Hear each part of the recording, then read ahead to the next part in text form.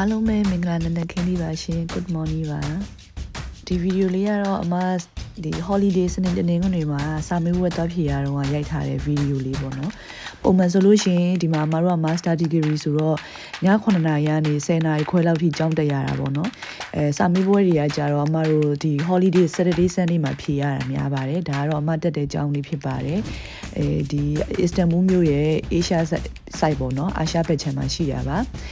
မနေရတော့ဥရောပဘက်ခြမ်းမှာနေဖြစ်ပါတယ်အမှန်ကတော့ကျောင်းနဲ့နေတဲ့နေရာလေးမှာနေရပိုကောင်းတာပေါ့အဓိကကတော့ကျောင်းကိုပဲ focus လုပ်မယ်ကျောင်းသားတွေပတ်စံလည်းမရှာဘူးကျောင်းစိတ်လည်းတက်နိုင်တယ်ကျောင်းပြီးရထိလည်းနေစိတ်စားစိတ် course တွေ expense တွေကိုတောက်ခံနိုင်တယ်ဆိုလို့ရှိရင်ကျောင်းနဲ့နေတဲ့ဒီ Asia site ပဲပေါ့နော်ဒီအာရှဘက်ခြမ်းပို့ပြီးတော့အိမ်လာခတွေပါတက်တာတယ်ပေါ့နေတဲ့အခါ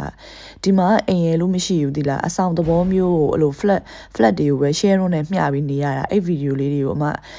တောက်လျှောက်တင်သွားဖို့ရှိရပေါ့နော်ဒီမှာတော့ထုံးစံတိုင်းပဲ Istanbul မြို့ကကြောင်မြို့တော်ဖြစ်တဲ့အတွက်ကြောင့်နေရာတိုင်းမှာကြောင်လေးတွေတွေ့ရတယ် public area တွေကျောင်းတွေစာသင်ခန်းတွေ meeting တွေ